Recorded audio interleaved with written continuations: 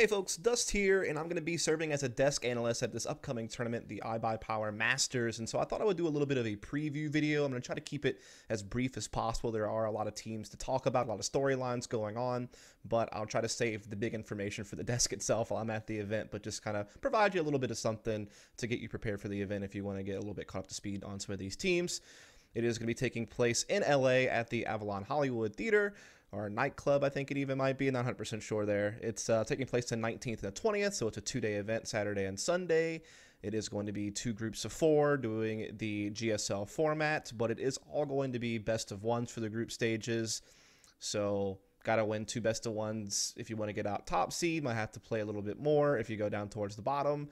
And then, of course, after the best of ones in the group stages, the two semifinals matches in the grand finals will all be best of threes. So it's 10 best of ones on day one. That should be very interesting. Hopefully we get through that smoothly without any delays or any hiccups, because otherwise it could be a marathon of a day.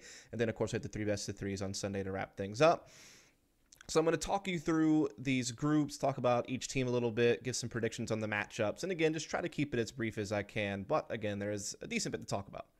So we'll start off by talking about Group A, which features Astralis, Fnatic, Cloud9, and Complexity. Now, of course, Astralis is the current undisputed #1 team in the world by a substantial margin. Some may even argue that they're the greatest team of all time. They're certainly up there. I think that you could say that they are the greatest team of all time. I think at worst they're #2 on the list, behind that late 2014 to late 2015 Fnatic lineup, just because they played way more tournaments than this Astralis has thus far. But that's really the point. Astralis still has the same lineup, has more tournaments to play, could easily surpass them quite quickly here in 2019. And like I said, in some people's eyes, maybe they already have. But I mean, they've been to 16 LAN events. They've made 12 finals. They've won 10 of those finals. They've only placed outside the top 4 a single time, which is their first event with Magisk. And when you really think about it, like, one of their top 4 finishes, and again, that one finish outside the top 4, is the first 2 tournaments together as a team. So really, in the last 14 events is where they've made the 12 finals and won 10 of them. This includes winning the last 4 events in a row and 6 out of the last 7 events they played in the year. They lead in almost every single team category for 2018, round win percentage, 5 versus 4 conversion, 4 versus 5 conversion, especially utility damage is a really big one, success in opening duels, you name it, this team leads it. All 5 of their players are going to wind up in the HLTV top 20. There's a little bit, of course, of controversy on how those players are placed, but certainly, from an HLTV rating perspective, all 5 of them were in the top 15 for 2018, and 4 of them were within the top 10. And I think that might be how it winds up shaking down for the HLTV top 20 as well. So many MVP awards for Device. You'd see Dupree and May just pick up MVP awards as well in 2018. They just have a ridiculous record across the board. They have only lost 9 out of 51 best of 3/best of 5 appearances. That means they have won 82% of the best of 3 best of 5s they've played in. There's only been 3 instances where they've been completely shut out of a series out of the 51 series that they've played. They ended the year with an 125-35 map record offline, so they played 160 games and won 125 of them. That's a 78% win rate in offline maps played. And they have only been denied double digits a total of 8 times out of 160 games. So 152 out of 160 games, they got at least 10 rounds. So just, super dominant team. They're the most complete team tactically as well. They, can play slow default CS and just mid-round really strongly. They can add innovative executes. They're notorious for some of their nade stacks and their utility damage to get openings. They have really well-defined roles. They're probably the most well-shaped roles of any team in CSGO. I feel like a lot of teams are a little bit more fluid with their roles, which can have its perks as well. I mean, you look at Team Liquid, the way that they kind of rotate, twist, and naff around and kind of make those roles a little bit loose. Even Nitro's role is loose because, yeah, he ops, but he's also kind of an entry fragger IGL combination. So some teams can make that flexibility work with their roles, but Astralis are just, the structure is just so strong. Everyone has that muscle memory. They know what they're going to do every round. They just drilled it so many times. And again, they're the most complete team we've probably ever seen in CS. Like, the only other team that even comes close to me is like maybe the Luminosity of 2016 that won the 2 majors that had those really well-defined roles with, FNX and Taco coming onto the team. So just so incredibly strong. That's why I spent more time on this team than I probably will any other team I'm going to talk about in this video. Certainly they are the favorite to come round top seed out of Group A. They're the favorite to win the whole tournament. It's really hard to see who's going to be able to beat them. Obviously, there's some characters out there that have a shot at it. But yeah, this team is just incredibly strong. And, they are going to have their opening matchup against Complexity. So I guess we'll talk about Complexity next. So now let's talk about Complexity. This is, of course, a team that had some really hard times throughout 2018. Definitely saw some improvement compared to maybe a couple of years past 2018. But still, all in all, they're probably not going to be too satisfied because outside of the Face It major and the minor leading up to that major, they really did have their struggles. I mean, early through the year, so many group stage exits at different DreamHack Open events, a couple events they weren't able to qualify for, not able to hit the playoffs of any of the pro leagues. So definitely some hard times, but then they did have, of course, that great run at the America's Minor, beating Energy, beating E United, beating Rogue in the finals to actually win the minor, make it to the major. And at the major, they got legendary status. They went 6-1 between the 7 matches they played throughout the group stages, including beating Fnatic, beating Big twice, beating Vegas Squadron, which is giving people a lot of problems. Their only map loss in the group stages was to Astralis. Now, in the playoffs, they did get murked by Made in Brazil. It wasn't even competitive. And then the follow-up for the major for them has been really rough, right? Going out in groups at Starladder, 0-3 in that Swiss system. Obviously most recently going out in groups at DreamHack Winter in really devastating fashion to that Existence Galaxy team, and then, not being able to qualify for the Starladder I-League Season 7 event, losing to Envy, a team that's been notoriously weak in the NA scene since they kind of returned with their North American lineup. So they've made changes coming into this tournament. Obviously, they brought Ricky in as a permanent member, and then they've brought Nothing in temporarily, at least through the major, but maybe an option to keep him depending on how things go. And, I mean, again, they have it rough because they're going up against Astralis first. I can't really see them winning that matchup, but at least I will be curious to see maybe how they handle, either Fnatic or Cloud9, whoever they wind up playing there, seeing if they can find some way to battle their way into the second seed spot. Certainly, I don't have them pegged as a favorite to do that, but certainly, again, it'll just be interesting to see how they implement Ricky, how Stanislaus' role changes due to his flexibility now that Ricky's coming onto the team and Nothing coming onto the team, how well they've been able to prepare coming into this, because I mean their map pool has been a little bit rough. I mean, we all know that they've shown some good things on Inferno, particularly at the major. Mirage has been a pretty trusty map for them as well. Their cache is pretty up to snuff, but outside of those 3 maps, you really struggle to find much else because they were notoriously really rough on Nuke offline. They didn't play Overpass. Their train was quite weak offline as well. They had a negative win rate on Dust too, so there wasn't a whole lot to grasp onto there. They were having some issues with individual performances outside of someone like Stanislaus, who was a stud, and Shazam, who's pretty steady. So they're really hoping that bringing in a guy like Ricky, I think in particular, will hopefully increase their firepower and hopefully help them build something. But again, they have it really tough going against Astralis first. I can't see them being able to win that matchup. I mean, it is a best of one. That does help them a little bit, but still can't see it happening. And, again, I can't really see them getting second seed either with some of the other teams that are in this group. There's definitely an outside chance, but I think that this event is more about, figure out if the way that they've been practicing with Ricky and Nothing is going to work role-wise, where they need to make some adjustments heading into, I think they're actually playing at E-League right after this, that invitational event. Regardless, they definitely had the major coming up, and I think it's going to be more about kind of retooling the team based on what they see at this event. I think that's what this event's really going to be important for. But now we'll take a look at the other 2 teams in the group, the other matchup, which is, of course, going to be Fnatic versus Cloud9. And we'll start with Fnatic. So with Fnatic, this team's obviously been through a hell of a lot since basically May of last year. Just so many different roster changes. And you had Golden out, but then back in, and then out again. Obviously, back then you still had like Lekro and Flusha on the team. Both of those players are no longer a part of the team. The Draken was in and out of the team as well. Now, just recently, back in October, they have brought on Brolin and Twist to play alongside Exist, who had come in for Golden, essentially. And then they still obviously have JW and Crims, who are like really the only 2 standing members of Fnatic now with all the roster changes they've made throughout 2018. They've only played 2 events together since this 5 has come together, one of which was a top 4 finish at Chicago, which was actually pretty brilliant because they did beat Team Liquid in the best of 3, and they took a map off of Astralis and played them really close in a loss on Inferno in overtime. Almost maybe upset Astralis in the semifinals to make the finals of Chicago. So that was a really cool debut event with Brolin and Twist. And then they won that PLG Grand Slam event, though the competition there wasn't really that steep, if we're 100% honest. And then prior to that, before the roster changes, yeah, just, 4 events in a row, they went out in the group stages. And you really have to go back to, like, when they won WESG and when they won IM Katowice back when Golden was the in-game leader. And that's way back in, like, March of 2018 before you find any real success for Fnatic outside of, again, what they did at Chicago and PLG with this new lineup. They're very intriguing because of that. I mean, they had some really cool wins, for instance, on Mirage over Liquid and Astralis at Chicago. They showed us some stuff on Overpass as well that looked pretty good at that event against E United and Team Liquid. They seem to be willing to play maps like Inferno and Cash, which they did beat big on Cash recently as well. But outside of that, it's too early to call on their map pool. And then individual performances-wise, it does seem like Brolin and Twist are doing just fine so far on the team in the 2 events I've seen. Crims has obviously been an absolute monster, one of the best players in the world for 2018. Definitely got ranked pretty well up there in the HLTV rankings and really had a super strong early year, I would say, before they started having some of these roster issues, that started basically in May. Before that, he was an absolute monster. And that really actually stretches back into like late 2017, really.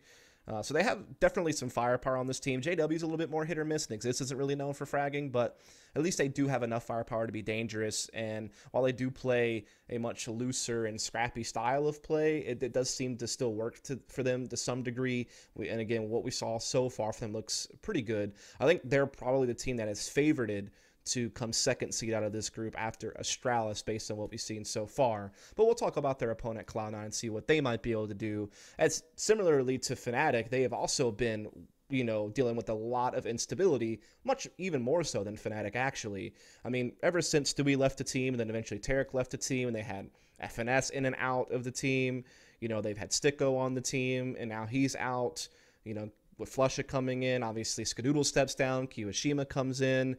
But then the last couple events, they had to use stand-ins for Golden, who had came in as the in-game leader after the finesse situation, which I think was poorly handled, but we won't talk about that. They had to use Valence as a stand-in. They had to use Refresh as a stand-in at some of these most recent events. And now they have Zelsis coming in to stand in for Golden again. And maybe he is trying to be a more permanent player. So with all of these moves, it is so hard to peg down Cloud9. I will say that they had some interesting map results at Lisbon when they had Refresh standing in. Beating Made in Brazil, beating FaZe, beating an IP. Really close game against Astralis on Inferno. 14-16 loss there. Neat stuff, but still just so hard to pin them down because... Again, I feel like the instability makes it really hard for them to have any real structure. I think Flusha's calling in the interim until they figure that whole situation out, which he's known for being kind of a looser, more simple, style IGL from his Fnatic days. So you're not really going to see anything crazy tactically. Automatic is out of place, having to be the primary opper. He's still performing pretty well, and they can still let him do his good rifling and 5 rifle setups. But his numbers definitely have dipped down a little bit since he had to take over this duty, even though he is still overall playing pretty well. But then outside of that, I mean, Kiyoshima's been pretty good so far since he joined the team. But then, I mean, everything else has been really rough. Like, Rush has really struggled through most of the year. He is back in an entry fragger role after the departures of people like Stewie and Tarek, but still seems to be struggling performing, though he's in a more natural position for himself. Like, this is the role he played when he was a star for Optic, but it hasn't really clicked. Flusha has gone negative overall the last 11 lands in a row, 4 of which have been with Cloud9, so he's definitely had his struggles. That's part of the reason why Fnatic probably didn't keep him around, and he still seems to be struggling to perform regularly for this Cloud9 team. And then I don't really know what Zelsis is going to be, right? He's definitely going to be stepping up to a whole new level of competition, playing against the likes of, a Fnatic and potentially an Astralis and whoever they might face at this event. So I definitely think he was a pretty neat player on Soul Patrol, kind of an entry fragger alongside Freakazoid. Definitely maybe compare up with Rush and be kind of an entry duo since Keo and Flusha kind of particularly play the edges of the map, and Automatic's going to keep opping for now. So there's definitely some potential for them to maybe pull an upset over a team like Fnatic. And so there is a chance they could get second seed. I think they have a better chance at it than perhaps Complexity. But again, I would call this group Astralis and Fnatic. Definitely Astralis. Maybe Fnatic somehow gets a best of one upset win over them in the winners BO1 for the group, just based on what we saw at Chicago. I guess that's possible. But yeah, I'll definitely take Astralis and Fnatic to come out of this with Cloud9 with an outside chance. And that's how I'll leave Group A. So let's talk about Group B. It's going to be Liquid, FaZe, Ghost, and Luminosity. And so we'll start with Liquid, since they are the top team in this group and a part of that initial matchup you're going to see there. They're going to be against Luminosity. And, I mean, the story of Liquid is really that I mean, they end 2018 as a top 3 team in the world. Might even be number 2. I think maybe Na'Vi did win a few more titles than them throughout the year, so you probably would give the nod to Na'Vi. But Liquid did have such a great head-to-head advantage over Na'Vi, and really the only teams that gave Liquid consistent trouble were, of course, Astralis. I mean, they beat them so many times. We all know that story. And then I guess FaZe you would definitely put up there as well. They led them head-to-head. Also, they were tied with Mouse Sports head-to-head. So, I mean, but they were so good against Na'Vi. They did get the better of energy more times than not, and they definitely made in Brazil as well. You know, they went to 14 LAN events. They made the final 7 times out of those 14 LAN events. They won the 1 title in Malta, and they had 3 other top 4 finishes. So, I mean, they did top 4 or better, I guess, 10 out of 14 events or something like that. So definitely really, really strong team all in all. I mean, again, outside of just having a really rough head-to-head matchup with Astralis, I mean, they played against the Astralis 28 times, 28 maps, and only won 4 of those maps. Never beat them in a best of 3. I mean, when you look at everything, it's just insane. Like, I mean, they played 47 best of 3 or best of 5s in 2018. They won 28 and lost 19. But then of those 19 series losses, 10 were to Astralis. So outside of Astralis, they were quite good in best of 3. Same for map situations. I mean, they were 78 and 55 offline in maps. But of those 55 map losses, 24 of them for Astralis. It's like 44% of their map losses were to Astralis. So that really is kind of the story of Liquid. I mean, don't get me wrong. They had a couple of other missteps besides the Astralis losses, like, you know, the loss to Mouse at New York in the finals is probably one that comes to mind, but it was still a finals appearance nonetheless. And really outside of that, a couple of disappointing losses to Energy. You know, I guess the disappointment against North and Big at Cologne to go out in groups. I mean, they definitely had a couple of missteps, but all in all, a really strong team. Really good map pool. I mean, might be the best team in the world on Cash. Definitely super strong on that map. We're really strong on Inferno as well.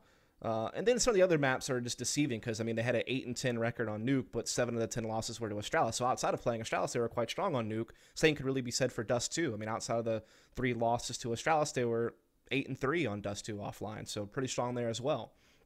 They had really flexible players.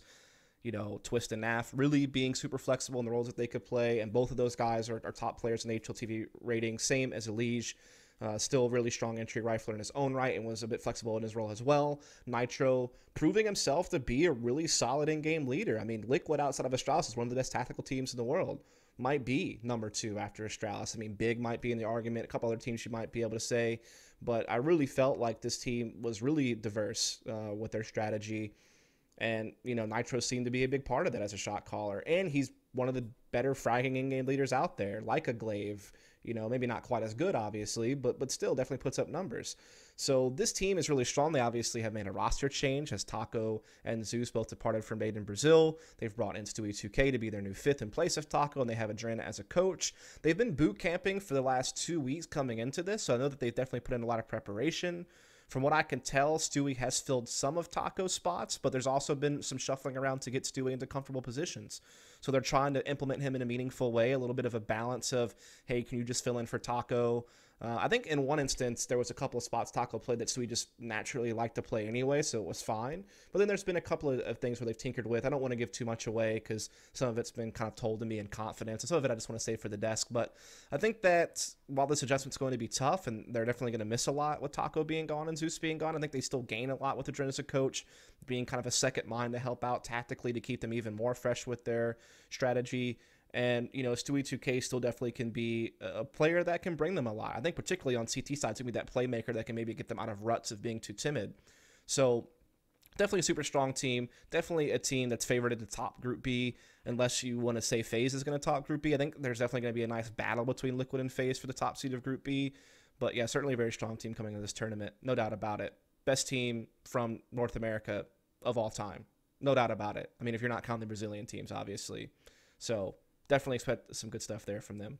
Then let's talk about their initial matchup, which is going to be Luminosity. Now, this is a team that has notoriously struggled as an organization over the past couple of years. I mean, when you go back to like when they had that lineup with Yell, you know, Shiz or SHZ and Destiny and, you know, Showtime, all these different players that have come through and what they are today. I mean, there's only been 2 LAN events that they've made it out of the group stage at in the past couple of years or year and a half, ever since that lineup came together, which, you know, one of which was Valencia, where they made the finals. That was back in July of 2018. And then Atlanta, where again they made the finals, which was back in November. Outside of that, just a slew of group stage exits.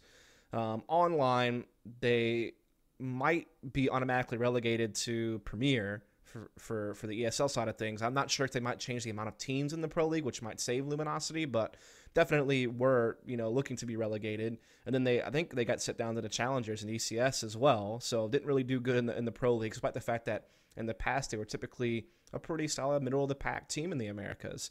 They made a roster change bringing in Bolts, but they still had their issues, right? I mean, they didn't make it to the minor. They lost out to Furia and Bravado, so they didn't make it to the minor. They didn't make it to Starlighter I-League Season 7, losing to Envy, again, a really weak team in the Americas region. Now they're not even going to have Bolts at this event. They have, I think his name's Pank. I don't know how to pronounce it. Kind of a youngster from W7M who is apparently been playing really, really well within Brazil and is maybe a prospect for the future. But still, missing Bolts definitely going to hurt. There's also been a lot of chatter that perhaps Henny and Lucas are looking to leave the team. There was already talk that maybe they were going to try to drop Nekus and bring in a new fifth. I think FNX was a name that was kind of brought up. So there just seems to be a hell of a lot of uncertainty about the lineup, and we know for sure they're using a stand-in. And we know that they've notoriously kind of struggled in the offline environment. Their map pool is really just shattered. I mean, they've really slipped, particularly on maps like Dust 2, Inferno, Mirage. They've been really rough on that online. Their Overpass has been really rough. Their Train's been really rough. I mean, the only maps that seem to kind of stick for them are, I don't even know. It's hard to pick one. I mean, because their online results in all these maps have been really, really rough. I mean, there's been some success on LAN, on Inferno, and Train, but everything else is a negative win rate. And again, just the uncertainty of the lineup, the rough transition period they're going through right now. Not sure how that's going to wind up resulting. I mean, it's just hard for me to really put much stock in Luminosity right now. I mean, they certainly have, Henny, who can still be a really solid player when he's going off. He is just incredible with the AWP, and even as an entry rifler. Lucas is a good role player. Steele, a decent in-game leader for the Brazilian scene, and even he's kind of taken this role shift as being more of an entry guy, despite the fact most of his career has been more of a lurk. Not sure how much that will change with Pank standing in, but it's just hard to really put any stock in Luminosity in the situation they're in right now. So I would say Liquid's definitely going to beat LG. I would say LG are in position to perhaps go dead last in this group. I mean, I know that they did have a win over Ghost at Atlanta, if I'm not mistaken. That was in the semifinals, so maybe there's something there. But all in all, again, I don't see them really doing a whole hell of a lot in this tournament. So that takes us to our last matchup, FaZe versus Ghost, and our last two teams to talk about. We'll start with FaZe. Obviously, this is a team that has a lot going on right now as well, with Kerrigan being benched, Nico taking over in-game leading duties, Adren coming in as a new fifth, Yanko coming in as a new coach. So there is a lot kind of going on as they come into this tournament. Coming in, they've had a couple of good things happen. Right at the end of the year, they had a really good run at Chicago, beating Astralis in the groups in the best of three, going toe-to-toe with Liquid in the semifinals, but ultimately losing. Epicenter, they won that event by beating Team Liquid, beating Navi, beating NIP in the groups as well. So pretty good stuff with those two events. Major was decent enough. I mean, yeah, it's only a top 8 finish, but they lost to Astralis in the quarters, so it can be forgiven. But then they had a couple of flops, right? Things didn't go well at all for them in New York when they went out in groups losing to Energy and G2. I mean, that was just really disappointing. Lisbon, they didn't win a single map. They had a couple of ties, but then the 3 map losses. So kind of a mixed bag of results. I mean, if you go back towards the middle of the year, obviously really disappointing stuff at Stockholm and at E-League Premier, going out in groups at Premier and then only placing top 8 at Stockholm, losing the Mouse Sports in the quarterfinals. Only ones they had were against Heroic and Optic. Obviously, they had to deal with the stand-in situation for 6 events, using Croman for 3 events, Exist for 3 events, with Olaf being out for a while and kind of coming back towards the end of the year. Definitely have some really strong individual players. You always think they have a puncher's chances because of how strong their individuals are. I mean, Nico's going to go down as a top 3 player for 2018. Not sure if he'll be number 2 or number 3, but certainly is going to be in the top 3. Guardian definitely had his moments throughout the year. I think some people have kind of bagged on him just because his performance did certainly go down towards the end of the year.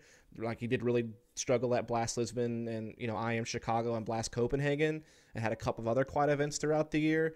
But, I mean, when we look at the year as a whole, it was actually still really strong, particularly early, like at Boston, the major at the beginning of the year, Katowice, Sydney, Belo Horizonte, Epicenter where they won. I mean, he definitely did do some heavy lifting alongside Nico And Rain is kind of a similar trajectory. You know, he started off really solid at the early part of the year at E-League Boston, Sydney, Cologne, but definitely had some harder times at some more recent events like Lisbon and Chicago and Blast Copenhagen and Epicenter. I mean, he's really been rough like the last 7 events in a row or something like that they've played. So a little bit worried about that. I'm also kind of curious how they implement Adren, obviously. I mean, I think that Adren is more of an entry type rifler. At least that's how I remember him from Gambit. And he was really consistent in that role, particularly throughout 2017. Definitely had his struggles at 2018, but Gambit was a hot mess. So I don't know how much I can blame him for that. Would be neat to see like kind of Rain and Adren, pair up as an entry duo, especially since Nico likes to play the edge of the map and Olaf is very comfortable playing the other side of the map. You have Guardian as the opper. So I think that would be a good initial way to set things up. They've always been known to play a more aggressive and scrappy style, but maybe with Yanko coming in, he might bring a little bit more structure to the team. Again, I'm not really sure what his philosophy is going to be, though, as a coach, and how much time he's really had to work with them and how much practice they're going to have coming into this event.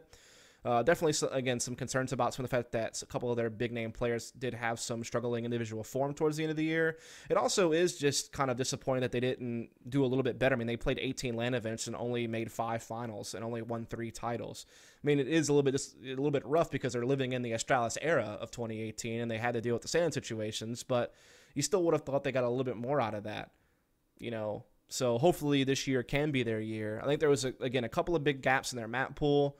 Particularly I felt like their cash overall wasn't great, despite the fact they were really good on it when they had Exist standing in. They were 7-0 on cash with Exist, but then outside of that, it slipped. Same thing can be said for Dust 2. They were 5-1 on Dust 2 with Chroman, but then outside of that, overall their Dust 2 wasn't great. They lost the last 5 out of 9 games they played on Inferno. They lost the last 5 out of 8 games they played on Overpass. So there's definitely been some issues with their map pool, and just when you compare them to other teams, like their damage with utility isn't as good as some of the other top teams in the world. The percent of deaths traded stat has actually been particularly poor in comparison to some of the other top teams. So it just seems like there's a little bit of sometimes like sloppiness and people not being on the same page. And that could be partially because of the, situation with them maybe having conflicts with Kerrigan as an IGL, and then Nico taking it over and, dealing with the stand-ins. I mean, there's definitely a lot of things that can affect the team chemistry. So hopefully these are things they can patch up because they're still a top 5 team in the world. I mean, they're probably number 4 behind, Astralis, Liquid, Na'Vi, depending on whether Liquid keeps their status with their roster change. So they're definitely still way up there. Definitely, again, having a lot of incredible talent. They can just kind of fix some of these small issues. They definitely could easily be a team that could beat Liquid and get top seed out of this group. Could, beat Liquid in a final if they meet there. Could maybe upset Astralis in a best of 3 in a semifinal type situation. Definitely if they wound up playing against, like, say, Fnatic or Cloud9 in the semis, I think they would be a favorite to perhaps win that. So depending on how strong they look in the best of ones in the group stage. So definitely outside of Astralis and outside of Liquid, one of the teams that you could expect to make a pretty deep run at this tournament. And now we'll look at our final team, which is Ghost. So Ghost is a team that definitely made a lot of noise in the North American region. They might be number 3 behind Liquid and Energy, to be 100% honest, especially with everything that's kind of happened with Cloud9. I mean, they did so well in EPL Season 8. They came second in that league. They also looked really strong on that qualifier for DreamHack Masters Stockholm, where they were beating Complexity and E United and Rogue and some of these other middle-of-the-pack North American teams. They've had a couple of cool things happen offline, despite the fact they haven't really had a super crazy deep run. I mean, for instance, when you look at Stockholm, while they did go out in groups, they did beat Na'Vi in a best of 1, and they did take maps off of Na'Vi and NiP in best of 3s as well. When you look at this EPL finals they went to, again, they beat Energy in a best of 3, and they took a map off of Na'Vi. So they've had their moments. I remember they kind of pulled an upset over Optic at Zotac, because I think at that point we didn't really know that Optic was going to have the struggles that they did. So when they beat Optic in that best of 3 there, that was after Optic still had looked relatively strong in some like DreamHack Open events, and I think it was like the first event they played together, maybe EPL Season 7. So definitely had their moments offline. Definitely looked strong tactically. I mean, Steel has done a really bang-up job, like grounding them in some defaults, getting some roles established, and they actually have some of the most explosive executes out there as far as how they use their utility, how they hit you, how coordinated they are. They're definitely a really well-drilled team. Steel, in his own right, a pretty good fragging in-game leader. Wardell has been probably the most impressive opper from North America throughout 2018. mean, there's a couple of other options that play in the region that are quite strong, but from North America, I think Wardell is actually maybe number one right now, especially since like Nifty isn't even opping anymore. JDM hasn't really worked the rust off or really looked that impressive yet. Scoodle's retired. Definitely had his issues before he did retire. I mean, Shazam's out there. He's definitely a pretty stable opper from North America, but I mean, Wardell has been mega impressive. Kusta seems to be doing fine now that he's kind of giving up opping more of kind of just a passive rifle. There was some talk that perhaps Sub Rosa was on his way out and Freakazoid would be playing for Ghost going forward. As I'm recording this video, that hasn't been announced or anything like that yet. I might get shot in the foot and that might get announced before I publish this video. But just know that when I record this video, which is basically Wednesday the 16th, that information hadn't come out yet. So I'm a little bit curious to see if they wind up using Freakazoid or Sub Rosa or whatever the heck they're going to do at this event. Obviously, Neptune was a recent pickup for them. That's been kind of a mixed bag when you look at some online performances, but I definitely saw some good stuff from him at DreamHack Atlanta. Definitely seems to be a pretty flexible rifle that can have some impact for the team and do some good things for them. So I expect this team to have a chance at some upsets in this group stage. Like, for instance, if they wind up losing to FaZe in the opening best of one, they definitely should beat Luminosity, given the situation Luminosity is in now. They could maybe pull an upset off against FaZe or something, or if they somehow wind up playing Liquid in a decider best of one, there's a chance, but I wouldn't expect them to get out of groups. Again, I expect it to be Liquid and FaZe, but kind of like when I was talking about like Cloud9 has this outside chance, I think Ghost has an outside chance too, and their outside chance might even be better than Cloud9's. Definitely a really fun team to watch. Again, really strong tactically, have a wide map pool. It's a little bit shallow because, you know, while they have some cool results on certain maps against like Navi or NIP or Energy, no one has like a super crazy overall win rate except for Cash. So while, again, they are capable of playing a lot of different maps, I'm not really sure which ones are like big strengths for them. But definitely some good players, definitely, you know, overall a good looking team when you watch them play. Definitely done some cool stuff within the region, have their maps here and there offline. Definitely going to be cool to see them in action. So again, just to kind of wrap it up, for Group A, I think it'll be Astralis and Fnatic. Group B, I think it'll be Liquid and FaZe. And then as far as who wins the event, probably Astralis. I think the only way that it wouldn't go that way is if FaZe can beat Astralis in a semifinal situation, then maybe Liquid could beat FaZe in the finals or something like that, and that's how Liquid gets their title. Otherwise, again, I think it should just be Astralis winning the tournament. I think number 2 chance is Liquid unless they play Astralis directly. Then I don't think that's going to happen. And then, like I said, FaZe, they have so much talent, you got to look out for them. And then, yeah, that is how I'm going to leave it. Hope you enjoyed it. If you did, please subscribe for more content. Hope you enjoy the tournament. Hope you tune in, and I'll catch you next time.